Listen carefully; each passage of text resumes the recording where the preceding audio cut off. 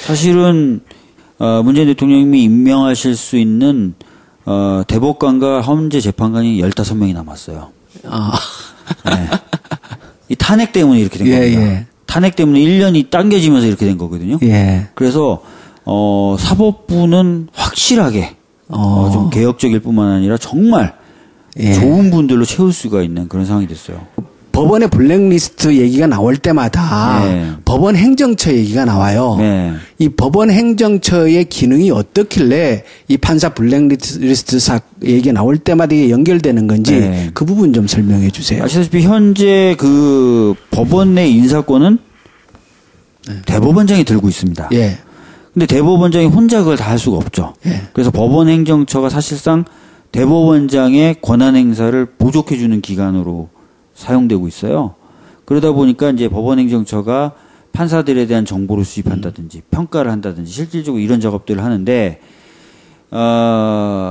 이번에 그런 작업을 하면서 단순하게 어떤 공명정대한 활동만 한 게 아니라 블랙리스트를 만들어서 관리했을 가능성까지 나온 거예요. 그래서 이제 이게 문제가 되는 건데. 그러니까 블랙리스트를 만들어서 관리했다라는 거는 그러니까 판사들의 그 독자적인 권한을 통제했다는 얘기가 통제했을 가능성이 있죠. 그것을 인사에 반영했을 가능성이 있죠. 특정한 정치적인 성향을 갖고 있다라고 리스트로 만든 다음에 그 리스트에 올라온 판사들의 경우에는 인사상 불이익을 줘왔을 가능성이 있죠. 최종적인 판단을 하는 법원에서 그런 역할을 했다면은 이거야말로 엄청난 적폐네요. 그렇죠. 그래서 사실은 전국 법관들이 이렇게 모여서 어떤 이슈가 생겼을 때 모여서 회의를 하는 것 자체가 굉장히 드문 일이에요. 예전에 그 신영철 대법관이 사건 배당을 가지고 장난치려고 했었다라는 의혹이 제기됐을 때 이후로 8년 만에 그렇게 모인 거고요. 한 번만 모이는 게 아니라 지금 벌써 2번 모였고요. 9월 11일 날 또 모입니다. 그래서 계속해서 이 판사 블랙리스트에 대해서 진상규명을 요구하고 있는데 모이면 몇 명쯤 모여요?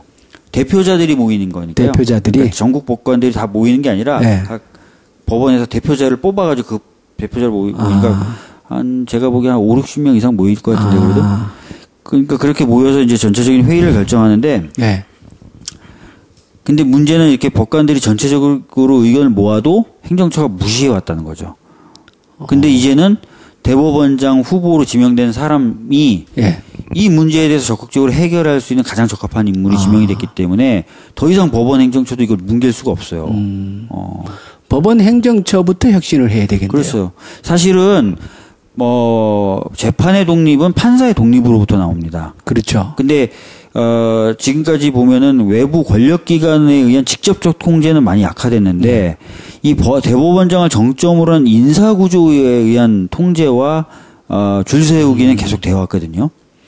그러다 보니까 정권이 이제 대법원장을 입맛에 맞는 사람을 안 치고 그러면 그 대법원장이 또 자기 입맛에 맞는 판사들 줄 세우면은 그것으로 사실상 재판에 대한 통제가 가능했었거든요. 그래서 우리가 봤을 때 이상한 판결도 많았잖아요. 근데 이번에 이제 그런 어떤 과거에 잘못된 사례들도 밝혀지고 또 앞으로 그렇게 안 하면 사실상 이제 재판이 굉장히 공정하고 독립되게 이루어질 수 있는 기틀을 마련하게 되는 것이죠. 저는 사실 그 문재인 대통령의 인사 중에 이번 대법원장의 인사가 가장 파격적인 인사가 가장 파격적이에요. 막말로 얘기하면 법원 행정처장이 어제 법사위에 출석해가지고 블랙리스트 관련된 진상규명에 소극적이라는 이유로 난타를 당했거든요. 그때 당당하게 버티던 법원 행정처장이 권성동 위원장이 혹시 알고 있냐 그러면서 방금 전에 대통령님이 이분을 대법원장 후보로 지명했습니다. 그러니까 얼굴이 낯빛이 싹 변하는 거예요. 그 정도로 그리고 나서 권성동 위원장이 또 물어봤어요. 놀랐나요? 라고 물으니까 상당히 놀랐습니다. 라고 대답을 하는 거예요. 그 정도로 이제 법원 내부에서는 충격적인 인사죠. 근데 밑에 소신 있는 젊은 판사들은 지금 환영일색이에요. 이제야말로 법원이 개혁되게 되겠구나. 판사들의 독립과 공정한 재판을 보장하겠구나. 특히 이분이 유명한 게 뭐냐면 춘천지방법원장을 하면서 판사들 회의라는 게 있긴 있어요. 근데 유명무실한데 판사들끼리 회의해가지고 많은 것들을 결정해라. 내가 뭐라고 안 하마. 이런 어떤 업무 운영으로, 법원 운영으로 극찬을 받았던 분이에요. 그러니까 앞으로 판사들의 자율적인 결정, 권한, 재량권을 충분히 보유하고 이게 이제 아마 이후에 법원 개혁의 핵심적인 방향이 될 거예요. 그 문재인 대통령께서 100일이 지나면서 국정 운영에 대한 자신감보다 담대한 개혁, 그 증표가 아닌가 이런 생각이 좀 듭니다. 그 김명수 대법원장 후보자 이분의 그 인품이나 뭐 이런 부분에 대해서는 제가 그래서 좀 야 뭐 어떠냐라고 좀 떠봤더니 제 동료 동기들이나 후배들 그 평가가 인품으로도 더할 나이가 없답니다. 아 그래요? 누구 위에 서려고 하는 스타일이 아니래요. 그래서 객관적으로 봤을 때 상당히 좋은 평을 법원에서 받고 있는 것으로 보여지고요. 그리고 아까 말씀드렸던 것처럼 적폐청산, 법원의 개혁에는 최고의 인물이 이번에 지명된 것 같습니다. 이분이 31년 5개월 동안 법정에서 당사자와 호흡하며 재판만 해왔다.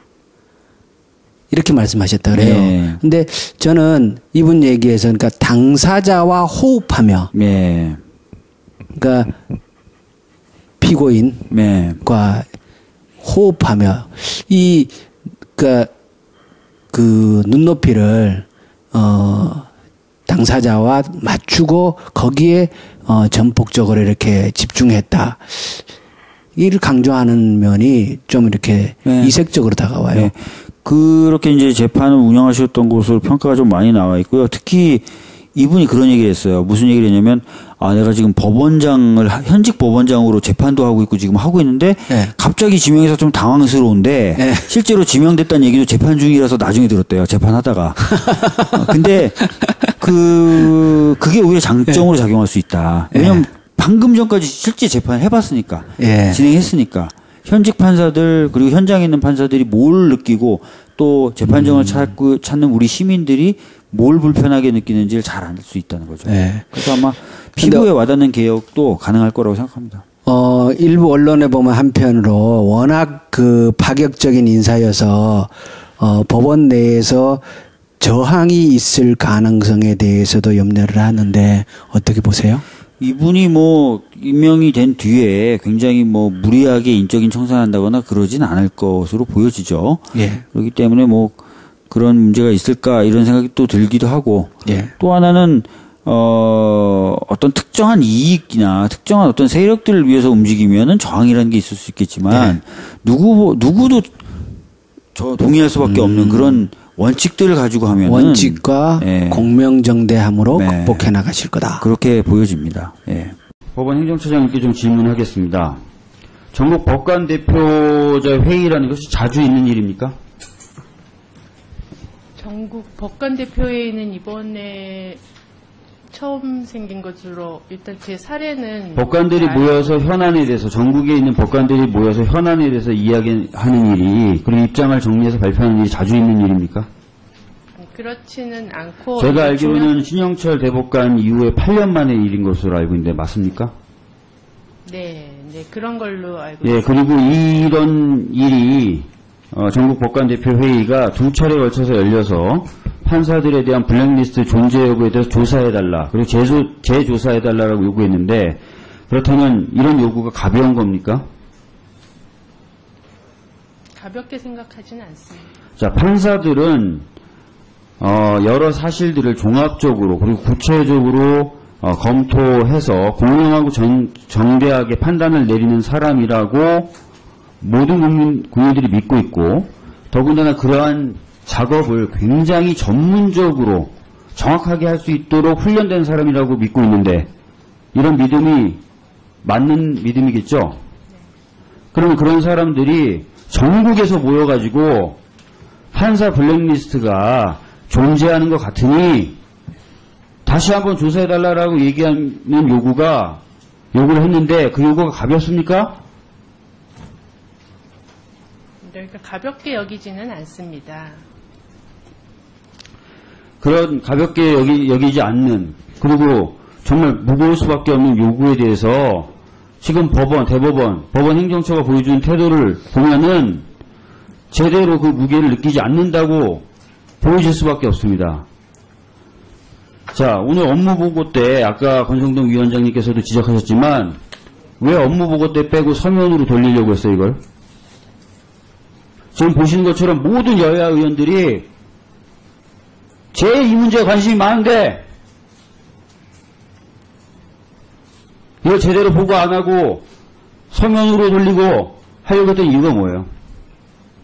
아니, 어차피 질의를 많이 하실 것이기 때문에 제가 미처 그 질의에서 상세한 답변을 드리려고 했습니다. 그러면 그런 취지라도 얘기했었어야죠.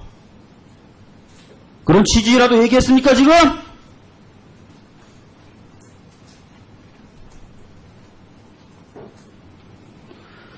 자, 그리고 아까 단식에 대해서 조홍천 의원님께서 여쭤봤을 때, 질의했을 때 금식 기도를 하는데 그 중에 하나의 주제로 삼고 있는 것 정도로 알고 있다라고 대표하는 거 맞죠? 금식 기원 내용이 그 부분이 있다고 알고 있습니다. 자, 그러면 금식 기원 기도는 언제 합니까? 뭔가 정말 이루고자 할 게 있을 때 신에게 호소하려고 하는 게 금식 기도죠. 예를 들어서 내 아이가 대학 꼭 갔으면 좋겠다라고 할 때 금식 기도하죠. 글쎄 저는 그러면 그 판사가 11일째 밥꿀 먹으면서 그걸 주제로 금식 기도한다는 것을 가볍게 볼 수 있습니까? 그 부분도 저희는 가볍게 보지는 않습니다. 저희들이 봤을 때는, 아니 적어도 제가 봤을 때는 이 판사 블랙리스트의 존재, 그리고 그것을 대하는 존재 여부와 그것을 대하는 대법원의 태도는 법원에 대한 국민의 신뢰를 땅에 지금 떨어뜨리고 있어요. 제대로 된 진상규명을 하루빨리 하시기 바랍니다. 후보로 지명했습니다. 그러니까 얼굴이 낯빛이 싹 변하는 거예요. 예, 그 정도로. 예. 그리고 나서 권성동 위원장이 또 물어봤어요.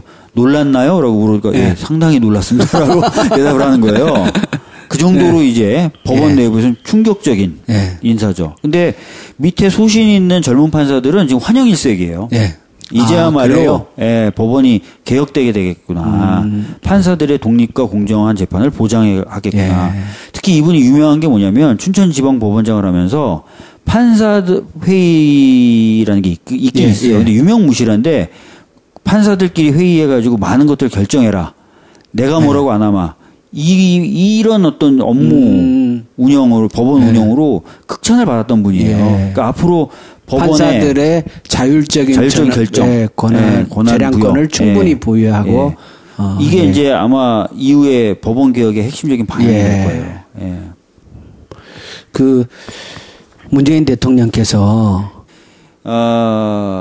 이번에 그런 작업을 하면서 단순하게 어떤 공명정대한 활동만 한 게 아니라 블랙리스트를 만들어서 관리했을 가능성까지 나온 거예요. 그래서 이제 이게 문제가 되는 건데. 그러니까 블랙리스트를 만들어서 관리했다라는 거는 그러니까 판사들의 그 독자적인 권한을 통제했다는 얘기가 통제했을 가능성이 있죠. 그것을 인사에 반영했을 가능성이 있죠. 특정한 정치적인 성향을 갖고 있다라고 리스트로 만든 다음에 그 리스트에 올라온 판사들의 경우에는 인사상 불이익을 줘왔을 가능성이 있죠. 최종적인 판단을 하는 법원에서 그런 역할을 했다면은 이거야말로 엄청난 적폐네요. 그렇죠. 그래서 사실은 전국 법관들이 이렇게 모여서 어떤 이슈가 생겼을 때 모여서 회의를 하는 것 자체가 굉장히 드문 일이에요. 예전에 그 신영철 대법관이 사건 배당을 가지고 장난치려고 했었다라는 의혹이 제기됐을 때 이후로 8년 만에 그렇게 모인 거고요. 한 번만 모이는 게 아니라 지금 벌써 2번 모였고요. 9월 11일 날 또 모입니다. 그래서 계속해서 이 판사 블랙리스트에 대해서 진상규명을 요구하고 있는데 모이면 몇 명쯤 모여요?